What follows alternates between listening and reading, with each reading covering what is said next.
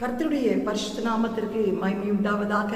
இந்த காலைவெளியை தொடர்ந்து தேவனுடைய வார்த்தையை தியானிக்க கர்த்தர் நமக்கு கிருபை செய்வாராக. யோவான் 16:24 நாம் பார்க்கிறோம், இதுவரைக்கும் நீங்கள் என் நாமத்தினாலே ஒன்றும் கேட்கவில்லை, கேளுங்கள், அப்பொழுது உங்கள் சந்தோஷம் நிறைவாயிருக்கும்படி பெற்றுக்கொள்வீர்கள். உனக்கு என்ன வேண்டும் என்று கேட்கும்போது கர்த்தர் சொல்கிறார், என் சந்தோஷம் நிறைவாயிருக்கும்படி உனக்கு நான் காரியங்களை கைகூடி வர செய்வேன் சொன்ன தேவன் இந்த காலைவேளையிலே கூட உனக்கு என்ன வேண்டும் என்று கேட்ட சிநேகிதனை பார்க்கிறோம், அக்ஷாளை பார்க்கிறோம், சுனேமியாளை பார்க்கிறோம், எஸ்தரை பார்க்கிறோம், சாலமோனை பார்த்தோம். இன்றைக்கு பர்த்திமேயு குருடனை பார்க்கலாம். கர்த்தருக்கு ஸ்தோத்திரம். மார்க் சுவிசேஷம் 10ஆம் அதிகாரம்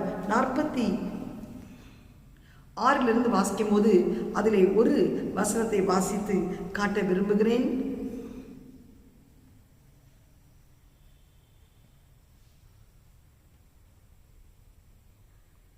51ஆம் வசனம். இயேசு அவனை நோக்கி, நான் உனக்கு என்ன செய்ய வேண்டும் என்றிருக்கிறாய் என்றார். அதற்கு அந்த குருடன், ஆண்டவரே, நான் பார்வை அடைய வேண்டும் என்றார். இயேசு அவனை நோக்கி, நீ போகலாம், உன் விசுவாசம் உன்னை ரட்சித்தது என்றார். உடனே அவன் பார்வை அடைந்து வழியிலே இயேசுவுக்கு பின் சென்றான். இந்த இடத்துல பர்த்திமேயு குருடனை பார்க்கிறோம். கர்த்தருக்கு ஸ்தோத்திரம். அவர்கள் எரிகோவுக்கு வந்தார்கள். அவரும் அவருடைய சீஷர்களும் திரளான ஜனங்களும் எரிகோவை விட்டு புறப்படுகிற போது திமேயுவின் மகனாகிய பர்த்திமேயு என்கிற ஒரு குருடன் வழி அருகே உட்கார்ந்து பிச்சை கேட்டுக் கொண்டிருந்தான். அவன் நசரேயனாகிய இயேசு வருகிறார் என்று கேள்விப்பட்டவுடனே, இயேசுவே, தாவீதின் குமாரனே, எனக்கு இறங்கும் என்று சத்தமிடுகிறான். உடனே அங்கிருந்த சீஷர்கள் எல்லாம் அவனை அதட்டுகிறார்கள்.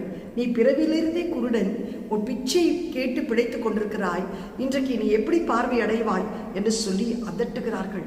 இயேசு கொஞ்ச தூரம் கடந்து போய்விட்டார். ஆனால் இந்த குருடனோ இன்னும் சத்தத்தை உயர்த்தி, தாவீதின் குமாரனே, எனக்கு இறங்க மாட்டீரோ என்று சொல்லி தன் சத்தத்தை உயர்த்தினான். கர்த்தர் அந்த இடத்துல நின்று, வேதம் சொல்லு, நின்று, நின்று அந்த எந்த சீஷர்கள் அதட்டினார்களோ அவர்களை போய் அந்த குருடனை அழைத்து வரும்படி சொல்லுகிறார். ஏன் நின்றார் தெரியுமா? சத்தத்தை கேட்டு நிற்கவில்லை, சத்தத்தில் இருந்த ஒரு விசுவாசத்தை அவர் பார்த்தார். சீஷர்கள் போய் அந்த குருடனை அழைத்த போது அவன் செய்த ஒரு காரியம் என்ன தெரியுமா? தன் வஸ்திரங்களை கழற்றி போட்டான்.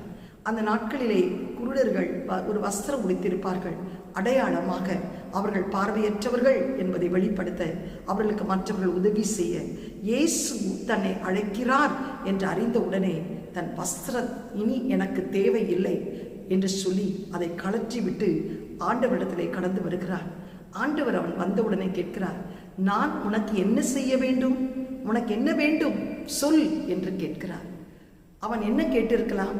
எனக்கு ஒரு கடை வச்சு கொடுங்க, இல்லைன்னா எனக்கு நிறைய காசு கொடுங்க, ஒரு வீடு கட்டி கொடுத்துருங்க, நான் அப்படி பிச்சை எடுக்காம எனக்கு ஒரு பிழைப்பை உண்டாக்கித்தாங்க என்று கேட்டிருக்கலாம். ஆனால் அவனோ மனிதர்களிடத்தில் கேட்பது போல் உன்னதமான தேவனிடத்தில் கேட்கவில்லை. மனிதர்களுக்கு எது கொடுக்க முடியாதோ அது தேவனுக்கு மட்டும்தான் கொடுக்க முடியும் என்பதை அறிந்து தேவனிடத்திலே நான் பார்வை அடைய வேண்டும் என்று கேட்டான். பிச்சை கேட்கவில்லை, பார்வை அடைய வேண்டும், நான் உம்மை பார்க்க வேண்டும் என்று கேட்டான். கர்த்தருக்கு ஸ்தோத்திரம். ஆண்டவர் வியந்து, கர்த்தருக்கு ஸ்தோத்திரம், இதோ நீ பார்வை அடைவாயாக, உன் விசுவாசம் உன்னை ரட்சித்தது என்று சொல்லி அவன் கண்களை தொட்டபோது அவன் பார்வை அடைந்தான். ஆம், எனக்கு பிரியமானவர்களே, உனக்கு என்ன வேண்டும் என்று கேட்டபோது ஒருவேளை அவன் மற்றவரிடத்தில் பிச்சை கேட்பது போல் பிச்சை கேட்டிருந்தால் இன்னும் கொஞ்சம் பொன் வெள்ளி கிடைத்திருக்கும். பிழைப்பு கேட்டிருந்தால் ஏதோ ஒரு பிழைக்க ஆண்டவர் உதவி செய்திருப்பார். ஆனால் அதெல்லாம் மனுஷனிடத்திலே கேட்டு பெற்றுக்கொள்ளலாம்.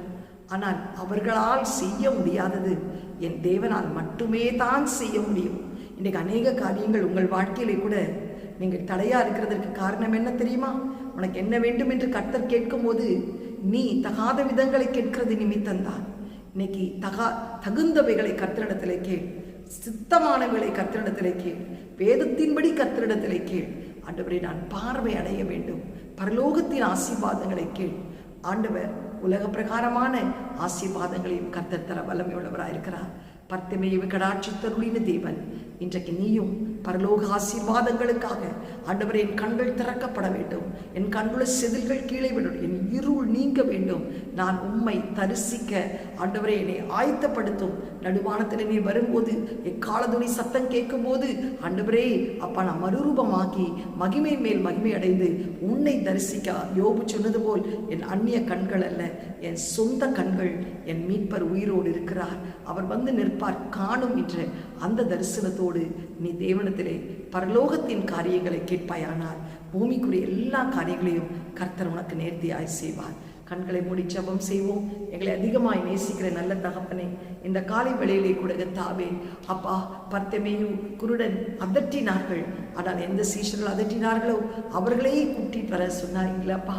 தாவீதின் குமாரன் எனக்கு இறங்க மாட்டீரோ என்று கத்தறிந்த போது நின்று அந்த இடத்திலே நான் உனக்கு என்ன செய்ய வேண்டும் என்று கேட்டபோது நான் பார்வை அடைய வேண்டும் என்று சொல்லி உம்மிடத்திலே அந்த பர்த்திமேயு கேட்டதை பார்க்கிறோம். பிச்சை கேட்கவில்லை, பழக்கம் தோஷம் அவன் வாழ்க்கையில் வரல, பரலோக ஆசீர்வாதத்தை நான் சுதந்திரிக்க வேண்டும் என்று சொல்லி உம்மை நான் பார்க்க வேண்டும் என்று சொல்லி ஆண்டவரே அதை நீர் மட்டும்தான் தர முடியும் என்று சொல்லி உம்மால் மட்டும்தான் அது கூடும் என்று சொல்லி ஆண்டவரே பார்வையடைய வேண்டும் என்று உறுதியாய் கேட்டபோது ஆண்டவரே உன் விசுவாசம் உன்னை ரட்சித்தது என்று சொல்லி பார்வையடைய செய்தீரே.